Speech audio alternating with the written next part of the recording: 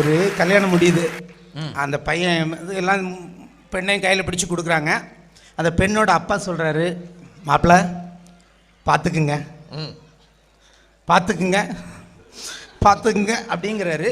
வருத்தப்படாதீங்க மாமா அப்படிங்கிறாரு. பக்கத்தில் இருந்த மாமியார் சொல்கிறாங்க, கவனம் மாப்பிள்ளை, ரொம்ப கவனம், பயப்படாதீங்க, நான் பார்த்துக்கிறேன்.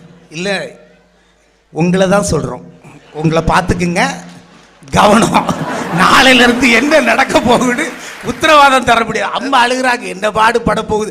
தன்னுடைய பருவம் முழுக்க பிறருக்காகவே வாழ்வதற்காக படைக்கப்பட்ட ஒரு அற்ப பிராணிதான் இந்த ஆண் என்று சொன்னால் அது மிகையாது நடுவதில்லை. இந்த லோனு ஏன் தெரியுமா பே வச்சா, இவன் லோன்னு அலைமா வாங்கிட்டு அந்த அம்மா வீட்டில் பேசாமல் இருக்கு. அதனால இவனுக்கு லோன் வாங்கி லோன்னு அலைகிறதே ஆண்களுடைய வேலை. ஆனால் பெண்கள் பாருங்க பேசாமல், எங்க வளையல் மேளா போட்டிருக்கான், ஒட்டியான மேளா போட்டிருக்கான், கம்மல் மேளா போட்டிருக்கான். யாருக்கு? பெண்ணுக்கு. ஆண்களுக்கு பாருங்க லோன் மேளா, வாருங்கள் எனக்கு இவன் வாங்கி கொடுக்கணும். அவங்க அப்படியே பத்திரமா அழகா அணிஞ்சு சந்தோஷமா இருப்பாங்க. அப்படித்தானே இருக்குது நடுவர் அவர்களே.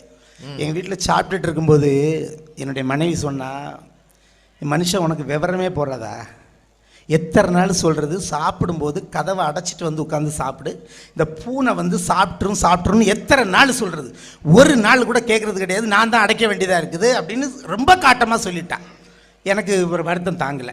அதனால் ஒரே ஒரு நாள் அந்த பூனைக்கு சாப்பாடவை, வீட்டு பக்கமே வராது ஐயா. அதுக்கப்புறம் நம்ம கதவை அடைக்கவே வேண்டாம், அது வரவே வராது. அப்படிதான் நடுவர்களே இருக்குது. நாம் இப்போ நீங்கள் கேட்குறீங்க, இருக்க ஆண்கள்ட்ட எல்லாம் கேட்குறேன், நீங்கள் உண்மையிலே வீட்டில் சாம்பார் சாப்பிட்றீங்களா, சாம்பார் நினச்சி சாப்பிட்றீங்களா, ரசம் சாப்பிட்றீங்களா, ரசம் அப்படிதான் சாப்பிட்டு கொண்டு இருக்கிறோம் நடுவர்களே. ரசம்னு நினச்சி சாப்பிட்டுட்டு இருக்கோம், சாம்பார் நினச்சி சாப்பிட்டுட்டு இருக்கோம். இல்லை வேறு எந்த மாற்று கருத்தும் கிடையாது.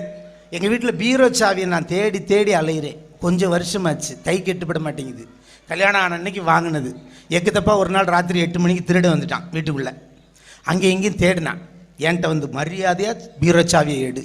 தம்பி 14 வருஷமாக தேடி என் கைக்கே கிடைக்கலையா ராஜா, என்னையா இது கொடுமை, கிடைச்சுன்னா தாயம் 2000 ரூபாய் எனக்கு தந்துட்டு போ.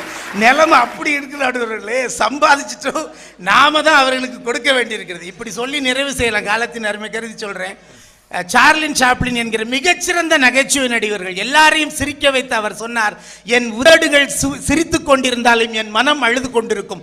ஒவ்வொரு ஆணும் அப்படித்தான் நடுவர்களே, தான் சிரித்து கொண்டே மனத்தில் அழுது தன் குடும்பத்திற்காக மேலும் மேலும் அவன் அந்த துன்பங்களை தாங்கிக் கொள்கிறான். அதுதான் உண்மை, வேற எந்த மாற்று கருத்தும் கிடையாது.